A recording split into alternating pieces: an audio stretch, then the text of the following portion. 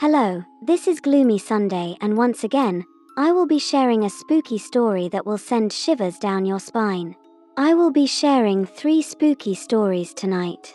Without further ado, let me tell you the first one. In Malaysia, there was a guy and a girl who were dating. Unfortunately, the boyfriend's dad did not like the girl because she came from a poor family, so he forbade his son from dating her.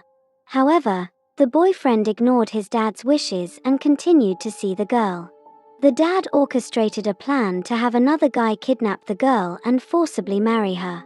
The plan proceeded and the girl had no choice but to marry her abductor. The boyfriend discovered what his dad did and he understandably became very upset, but there was nothing that he can do since his girlfriend was already married. He left the village and went to a lonely place, where he took poison and died. When the village and his dad found his body, he had already started to decay. The dad was so heartbroken that he cried out in anguish. He picked up his son, then lovingly cradled his son's corpse in his arms as he called out for his son. All of a sudden, the son's corpse spat out some rotten saliva onto the dad's face. This shocked the dad, so he immediately threw the son's corpse back onto the ground. The dad then stopped crying for his dead son. Now on the next story. This happened in Singapore, at an exclusive school for girls. It was an old school, and as old schools go, it was rumored to be haunted, especially since it was established in the early 1900s. The school was having its intramurals week, which means no classes for all the students. A group of students decided to have a Spirit of the Glass session at the chapel. Spirit of the Glass is similar to the Ouija board, but the planchette used is literally a glass intended for drinking water. The chapel they chose was a cold, dark, and foreboding place. Nobody goes there regularly except the nuns. The group of students entered the chapel from the school door entrance, tiptoed and looked around to see if there were nuns inside. There were nobody there, except other students who were huddled in a corner waiting for something scary to happen. They settled themselves at the far corner, near the main door, facing the street which was always closed, and sat down and started to perform the ritual. Some of the girls in the chapel were skeptical and others were intrigued. There were 5 girls playing the Spirit of the Glass: Hannah, Rose, Michelle, Trixie, and Chantel. Chantel was so scared and wanted to back out, but nonetheless joined the rest of the group after a few cajoling from her classmates.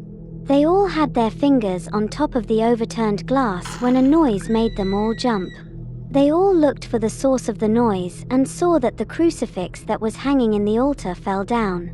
They all shrugged their shoulders and turned their attention back to what they were doing.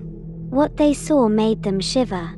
A thin black smoke appeared inside the glass. Chantel, who was already scared in the first place, jumped up and accidentally jostled the glass, making the thin wisp of black smoke seep out. The other 4, seeing what happened, became terrified as well and made a beeline for the door. They have barely left the chapel when they heard screaming from the other girls who were merely watching them play. They screeched to a stop, was about to peek in when one of the teachers, Miss Khan, and 2 nuns, Sister Agnes and Sister Teresa, hurried inside the chapel. They heard the screaming and were alerted. Chantel and her companions all looked at each other and without further ado, went back to see what the screaming was about. It was a strange sight. The group of students who were huddled inside the chapel when they first got in were in a panic and were barely able to hold a fellow student who was having some kind of seizure. The teacher and the nuns took over and sent the others to fetch the nurse. But as soon as the nuns touched the student who was having some kind of convulsion, the girl sat up, hissed, and viciously scratched the face of Sister Teresa. Sister Teresa was taken aback and jumped up to put a shaking hand on her bleeding face. She looked at the student who swiped at her. They were all shocked to see the student's eyes roll upwards and her pupils disappeared, leaving only the whites that looked at them eerily. A foul stench permeated the room which made them gag and their eyes water. Miss Khan, seeing Sister Teresa hurt, glanced at the door and saw the 5 girls huddled there. She asked them to take the shaken girls to the clinic and to call for the priest, Father Gabe. The students scampered to obey her. Rose and Michelle came back with the nurse, followed by Chantel, Trixie, and Hannah with Father Gabe close at their heels. The sight that was before them was horrifying. They saw Sister Teresa lying down in a pool of blood while Sister Agnes and Miss Khan were clinging to each other making whimpering sounds. All faces turned when the group arrived. Then a movement from the altar made them all look that way, and lo and behold, the student that was having seizures was now levitating. She was floating above the altar table and the whites of her eyes were upon them. She gave them an evil grin. The nurse ran to the whimpering teacher and nun while Father Gabe turned to the students and ordered them to get out of the chapel real quick. The group hurriedly obeyed the priest and they just managed to get out of the door when it slammed shut. More unearthly screams were heard inside. The group turned and they saw the security guard running towards the chapel. They all left the area. Seeing the halls of the school deserted, they collapsed on the nearest table and looked at each other. Whatever is happening inside the chapel was their fault. Time seemed to stand still when the chapel doors opened. Out came Sister Agnes, Miss Khan, and the nurse, followed by the guard who was carrying a bloody Sister Teresa. Father Gabe appeared, carrying the possessed girl who was lying limply in his arms. The procession passed the girls and just as Father Gabe walked away, the possessed girl in his arms turned her head and looked at the group with white, staring eyes. The group, more frightened than ever, blamed themselves for the incident. They were cursed with the knowledge that it was because of them that the unspeakable horror was unleashed.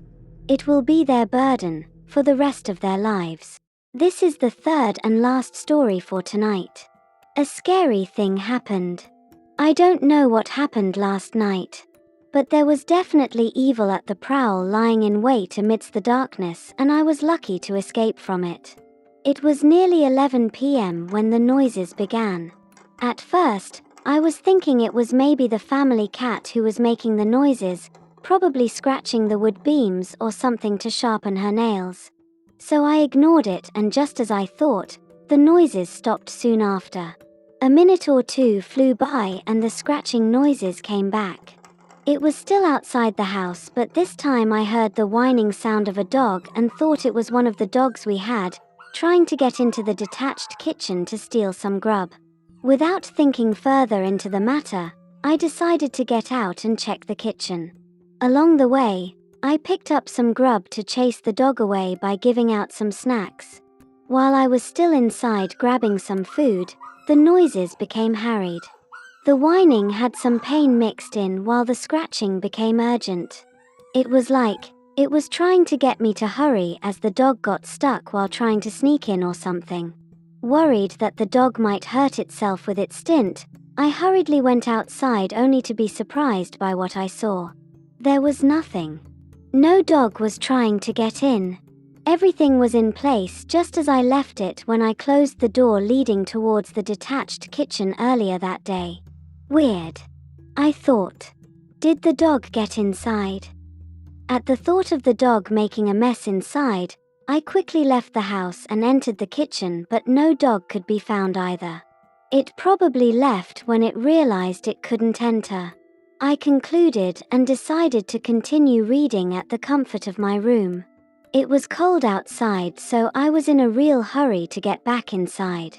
Putting the stuff away, I headed back to my room and as soon as I laid back on my bed, the scratching noise came back. This time, it was the crying sound of the puppy we had that accompanied it. I quickly jumped off the bed and went outside, only to find the same scene as earlier. No dog in sight. I was puzzled by what was happening.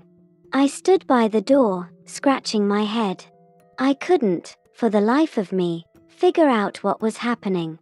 The thought that it was something paranormal didn't occur to me either as I was used to getting out at ungodly hours and aside from a previous experience 4 years earlier, nothing else happened. However, something sounded out that sent shivers to my spine.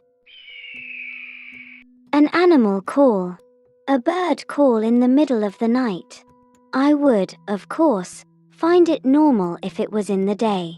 We live in a place with plenty of trees, so it was normal to hear bird calls.